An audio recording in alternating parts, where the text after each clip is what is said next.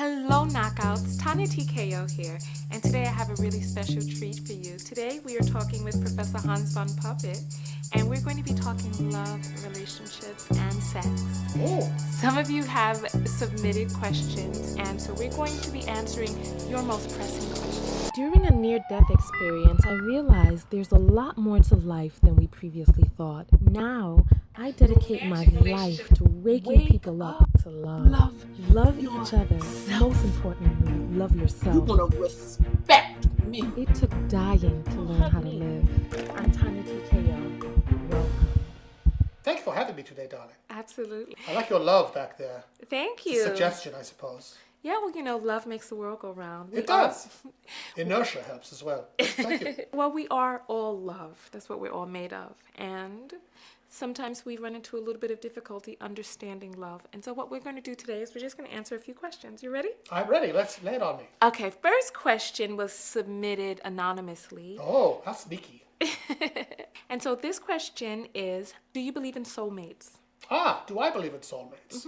Well, I suppose. I think a soulmate is like, in retrospect, you look back and go, you know what, that was a soulmate. You know what I mean?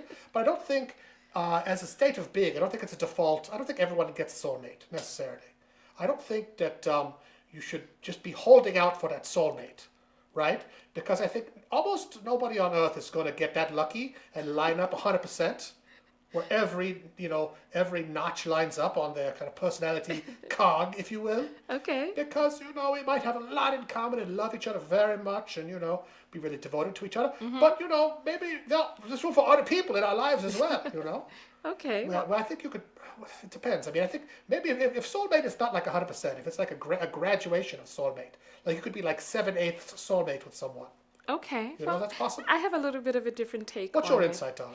I think the word soulmate has kind of gotten a reputation for being a word that describes your one true love Yes. and how there's only one for you and Yes. when you meet it's kismet, etc. Yes. I think that in this world when we come together, that there are a lot of people who are soulmates, like people who were meant to meet up with you in this lifetime, either for a blessing, a lesson, or to teach you something and then part ways. I see. Like your family, for example. Yeah. I believe that your family members are your soulmates as well, that you guys are in a soul family and you had a soul agreement before you came onto this earth. And when you came onto this earth, you found one another or you set it up so that you'd be in each other's families. And there are different people who come in and out of our lives as soulmates that affect our lives so profoundly and so deeply I see. that after them we are changed and we are different people. I see. So you're not using soulmate in the traditional romantic novel sort of thing. Right. There's one true love forever. You're talking about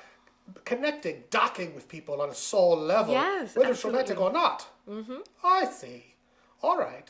But the other kind of soulmate, where we are just in love and it's just you and me, baby, forever. Because you think that's real?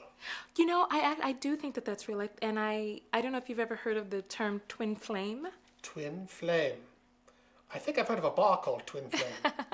But I don't know. Tell me yours. Well, like I said, we are all love. And so we all started out in love and as love. And there are certain people who... It's quite cosmic. Yes, who separated and who rejoin with one another on the earth plane. And when you meet this person, you feel as if you've connected with the other part of yourself. That is an ancient creation myth, actually. Oh, is it? The people used to be like two people stuck back to back. Okay. It'd be like a man and a woman with 4 legs, 4 arms, 2 heads, right? Okay. Or 2 men or 2 women stuck back to back, you see?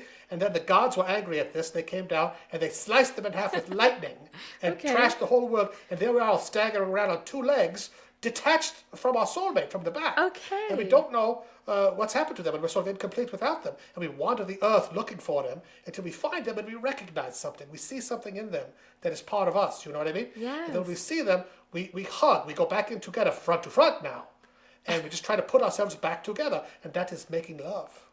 Okay. Yeah? I've heard that before, Oh, so I'm that's glad lovely. that you brought that up. Yes. That's a really good and very interesting point. There's a great song that tells the whole story called The Origin of Love from Hedwig and the Angry Inch, which is a musical from Broadway. Really? And it was a film originally, but it's excellent, yeah. Oh, I'm going to have to check that out. Sounds very interesting. Oh, it's wonderful. You would love it.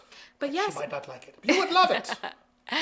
But yeah, so I definitely think that the joining of coitus, if used properly, can be a transcendent experience. Well, it beats tennis, I tell you that.